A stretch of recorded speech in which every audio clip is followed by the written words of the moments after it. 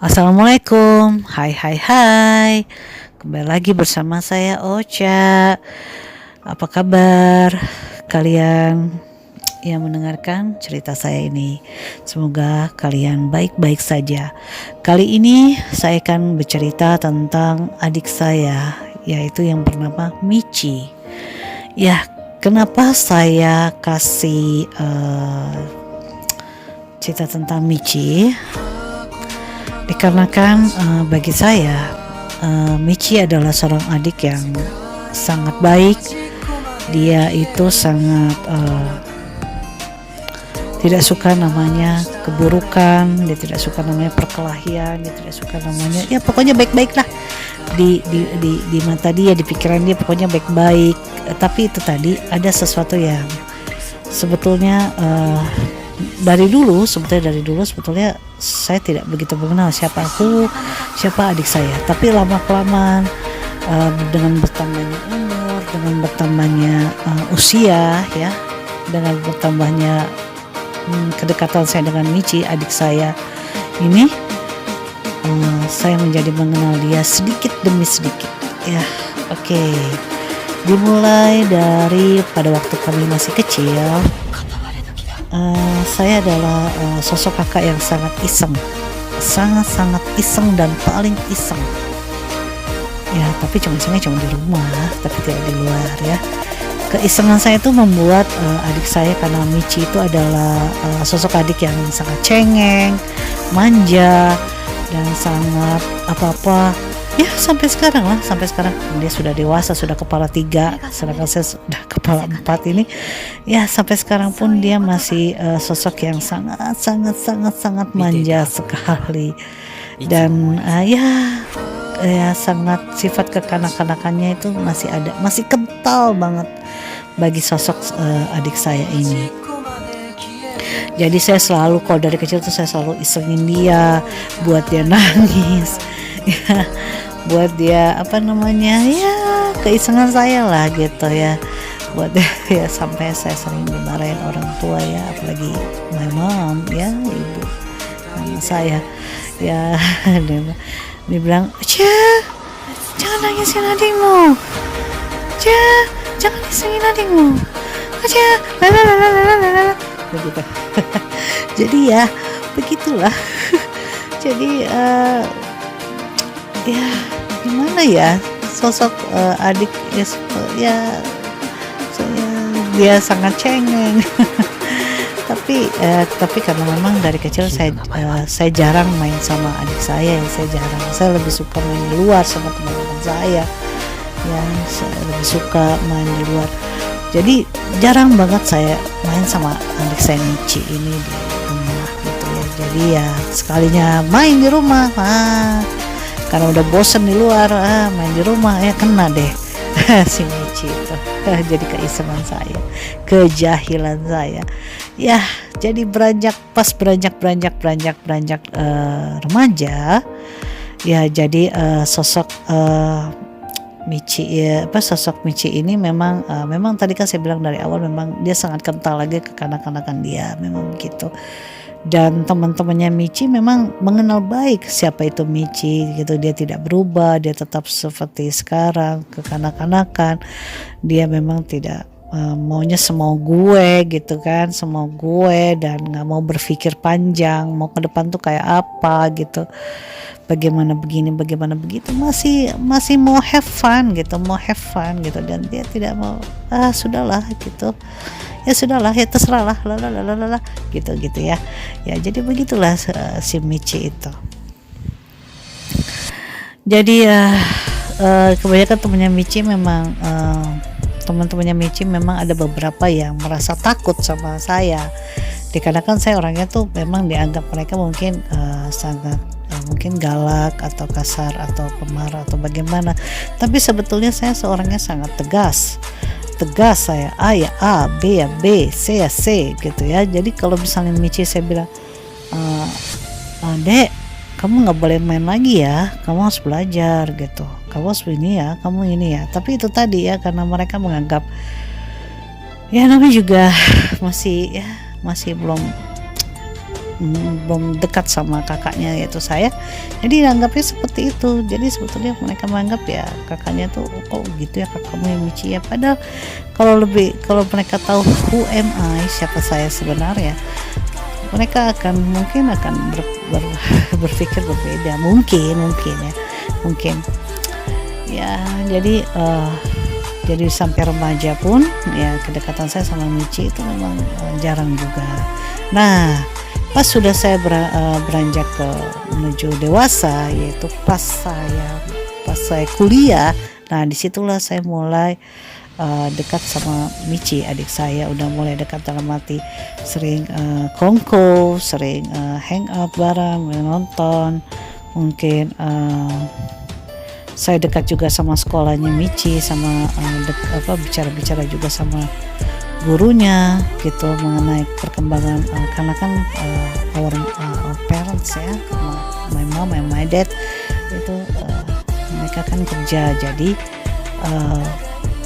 mereka tidak begitu tahu tentang sekolahnya Michi ya. Jadi yang lebih dekat dengan sekolahnya Michi untuk perkembangannya Michi itu adalah saya sebagai kakak. Jadi saya dekat sama gurunya, teman-temannya gitu ya. Ya begitu. Jadi kalau misalkan Michi bilang kak nanti pulang bareng, nanti jemput aku ya kak, gini-gini ya kak, gitu-gitu ya. Oh iya ya udah gak apa-apa gitu kan. Ya udah akhirnya ya saya dekat sama teman-temannya Michi juga ya. Jadi saya tahu oh temannya Michi gitu. Tapi memang ada beberapa sewaktu remajanya Michi memang sesekali memang kalau saya sudah pulang kuliah, sesekali Michi memang saya pernah sesekali lihat dia pernah menangis pulang, atau pernah sesekali ya menangis sedih atau apalah gitu, atau dia memang kalau saya tanya Michi kamu tuh kenapa? Pernah suatu ketika ya dia tuh merasa dibohongi sama temennya. Jadi pada waktu itu saya tanya, saya keluar dari kamar, terus saya masuk ke kamarnya dia, Michi kamu kenapa? Kok kamu kelihatan sedih gitu. Terus Michi cerita, begini loh kak, dia nggak bisa cerita secara panjang lebar, dia cuma cerita to the point kalau saya kayaknya ditipu kak gitu. Ditipu sama siapa gitu kan. Saya sebagai kakak langsung agak spanning dikit gitu, apalagi kalau adiknya nangis kan. Siapa yang lakukan itu Michi, siapa bilang sama kakak siapa gitu. Nah sudahlah kak, itu sudah selesai dan ya sudahlah, itu sudah, aku tidak kan dari awal juga saya pernah bilang kan sama kalian bahwa Michi itu adalah orang yang tidak suka namanya cekcok, berantem, perkelahian, atau dia mau damai aja. Dia ya terserah dah lu dah, bodo-bodo amat deh gitu kan. Tapi saya sebagai kakak kalau udah push ada apa dengan Michi itu terus-terusan saya tanya. Nah itu saya tanya juga pas ada permasalahan itu, kena tipu itu, kenapa? Saya tanya kenapa Michi, kenapa kamu begitu? Akhirnya ya mungkin dengan terpaksa Michi cerita, iya kak katanya dia butuh uang, jadilah aku bongkar celenganku. Terus aku kasih uangku sama dia. Dia bilang katanya dia butuh uang. Ya udah aku kasih deh. Ya kenapa kamu kasih semua deh? Bagaimana dengan uangmu? Ya bagaimana kak? Aku kan kasihan dia kak, dia butuh uang. Aduh dedek, kamu tuh jangan terlalu baik sama orang. Apalagi kalau orang itu walaupun dia teman baikmu, dia teman dekatmu, atau dia soulmate lah, jangan terlalu baik gitu loh. Kita kan nggak tahu hati orang tuh seperti apa gitu loh. Kalau begini caranya tertipu gini, ya udah lain kali kalau ada temanmu atau siapapun mau pinjam uang atau bagaimana berhubungan dengan uang, kasih tau kakak. Kamu ngerti dek? Ngerti kamu dek? Iya kak, aku ngerti kata dia. Kata Michi, iya kak, aku ngerti kok kak. Ya, lain kali aku akan hati-hati kak. Ya udah, lain kali hati-hati lah dek. Kalau kamu memang mau baik sama orang, siapapun itu, teman, tetangga atau siapapun, teman siapapun itu, boleh kamu baik, itu bagus. Tapi ingat, kita tidak tahu hati orang, kita tidak tahu hatinya, maunya apa. Ada udang di balik batu, ada gitu. Jadi jangan terlalu baik lah deh ya, oke? Jangan terlalu baik. Kita boleh baik, itu memang bagus. Tapi ingat, kita sepintar-pintarnya, kita harus pintar, kita harus lebih pintar dari depan kita itu ya.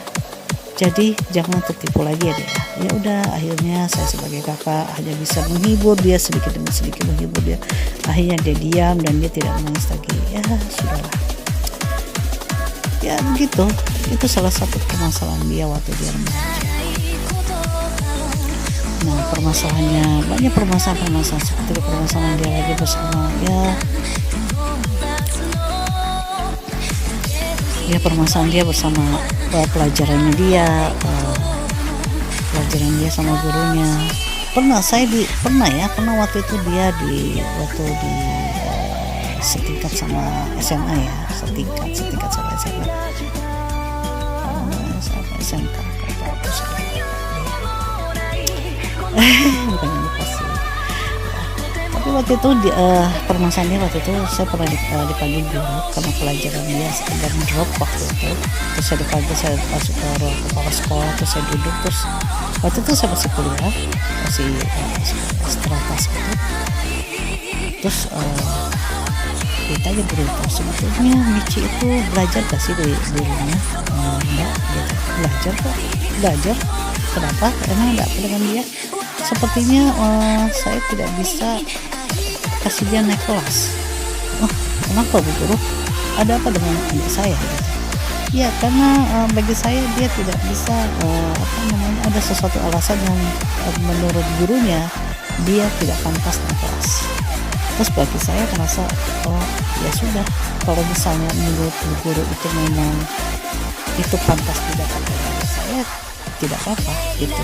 Tapi kalau misalkan menurut saya tidak pantas dan itu merasa merugikan dan itu merasa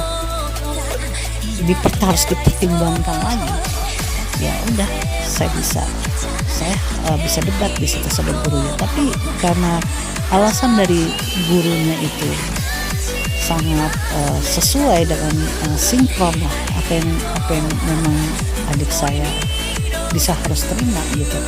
Ya setelah ketemu dari guru terus saya bilang sudahlah Bu Guru, terima kasih ya. Terus saya jabat tangan, terima kasih. Terus saya keluar, terus akhirnya adik saya nunggu saya, kenapa Kak, ada apa dengan aku gitu. Terus saya tarik nafas panjang, terus saya bilang, Dek sudahlah ya, kamu harus belajar lagi kata Bu Guru ya.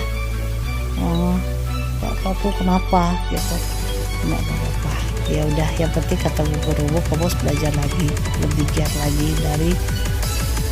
dari sekarang ya. Nanti kalau kamu nanti kedepannya kamu harus belajar lagi, kamu harus belajar lagi dan lebih giat lagi. Ya udah ya.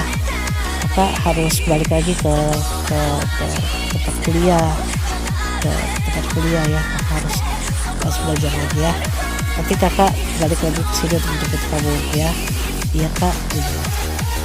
Kayaknya lemas banget tadi itu. Ya sudahlah, aku tidak bisa kasih tahu karena dia tidak naik kelas. Tapi ya sudahlah, aku gak kasih tahu. Nanti juga dia kata kalau pas di rumah tidak enak kan sama teman-temannya gitu kan. Kalau saya bilang, kamu ini nggak enak ya jadi gak enak memarahi adik juga di depan teman-temannya. Dia nanti akan merasa drop. Lebih baik saya diamkan saja. Ya sudah, akhirnya saya pergi lagi ke tempat kuliah saya. Nanti baru pas pulang baru saya jemput, pas pulang dari kuliah baru saya jemput dia lagi untuk nongkrong gitu ya. Itu permasalahannya. Dan ada juga permasalahan lagi waktu dia remaja yang saya ingat adalah pada waktu dia pulang nangis lagi. dia nggak pulang nangis sih, dia pulang sedih banget, sangat sedih. Jadi pada waktu itu saya waktu itu lagi libur kuliah. Terus saya lihat dia kucuk masuk ke kamar, kubruk. Terus saya lihat ada apa tuh, Michi kok kayak sedih banget ya pulang. Itu waktu dia SMP ya. Tadi waktu dia SMK, sekarang SMP. Nah sewaktu di SMP terus saya lihat, saya masuk, dek kamu nggak apa-apa kan gitu, dek kamu nggak apa-apa kan, terus saya deketin, terus saya bilang ada apa dek, nggak apa kak, nggak ada masalah apa kak, benar kamu nggak apa-apa, iya kak nggak apa-apa, kakak nih kakakmu, kakak tahu kalau kamu sedih kayak apa, nggak bisa ditutupin, kamu ada apa gitu. Nggak apa-apa kok kak, benar nggak apa-apa, ya udah. Kak tunggu, dia bilang ada apa tuh kan, kamu pasti mau cerita, ayo ceritalah, ada apa, ceritanya sama kakak ya. Gimana ya kak, tapi kakak jangan marah, tapi kakak jangan gitu deh. Enggak, kakak akan dengarkan, kamu terbuka aja cerita, nanti kakak dengarkan baik-baik, ada apa cerita aja. Ya begini loh kak, dia bilang, menurut kakak aku jelek ya. Dedek, kamu gak jelek, kamu cantik. Siapa bilang kamu jelek? Enggak sih kak, ya biasa laki-laki gitu. Ya ampun dedek, kalau laki-laki ya memang sudah fitrahnya memang melihat wanita cantik. Udah fitrah melihat wanita tuh, fitrah wanita lihat pria tuh fitrahnya nih, udah fitrahnya gitu loh. Jadi kalau pria itu melihat sosok wanita dibilang cantik, jelek atau apa, itu sudah fitrahnya ya, sudah diperlihat, Allah sudah kasih fitrahnya laki-laki untuk melihat lawan jenisnya seperti itu. Terus kenapa kamu dibilang jelek? Ya kan kakak tahu aku tinggi besar dan tidak ada gitu, ada itu adalah gitu ya. Terus bilang, oh itu siapa yang ngomong kayak gitu? Adalah kakak senior. Oh senior, yang mana orangnya? Udah tuh kan, kakak pasti memarah kan? Enggak, kakak cuma tanya siapa orangnya. Adalah kak, kan aku bilang kakak senior cowok. Oh ya udah, nanti deh kalau misalkan kakak ada waktu, kakak ketemu di sekolahmu ya gitu. Oh jadi kak, ya udah jangan nangis lagi, hari ini kakak libur kuliah, bagaimana kita jalan-jalan yuk, jalan-jalan yuk, daripada kamu sedih di rumah yuk. Ya udah deh kak, aku beres-beres dulu. Ya udah sana beres-beres lah, bersih-bersih dulu, saya tuh baru kita keluar, kita jalan-jalan keluar ya supaya kamu tidak sedih. Ya udah, singkat cerita, pas saya libur kuliah lagi, itu awal-awal saya kuliah ya, waktu dia SMP itu awal-awal saya kuliah. Nah pas saya libur kuliah, saya lihat lagi dia, waktu itu saya pergi ke sekolah ya, saya lagi lihat dia. Terus pas lihat dia, saya bilang, dek kakak di sini gitu. Kakak ngapain kesini? Kan kakak udah bilang kalau libur kakak kesini. Aduh kak, jangan, kakak mau ngapain gitu. Mana orangnya? Mana orang siapa? Emang kakak mau berantem apa sama dia? Bukan, kakak cuma ingin tahu mana orangnya. Kakak mau lihat, tuh lagi nongkrong dekat warung. Oh ayo sini, kocok. Pas sampai di warung, pura-pura deh aku tanya-tanya di warung, Bu, ya mbak, ada ini enggak, ada jual ini enggak, apa ada deh salah satu kayak roti, coklat atau apa, pura-pura nanya kayak gitu. Dia duduk di situ, itu cowok ada duduk situ, komplotannya tuh cowok-cowok situ duduk gitu sama geng-gengnya dia gitu, ada cewek juga sih di situ, komplotan duduk situ. Terus ya aku sih pura-pura aja, ada gak Bu? Ada, ini harganya harganya 5.000. Oh ini ya coklat. Oh ya makasih ya Bu, ini uangnya Bu. Oh ya, kenapa dek? Terus aku sengaja kasih ngomong gede, kenapa dek gitu. nggak apa-apa kak, ya udah kakak tunggu ya, kakak tunggu di warteg situ ya sampai kamu pulang gitu ya.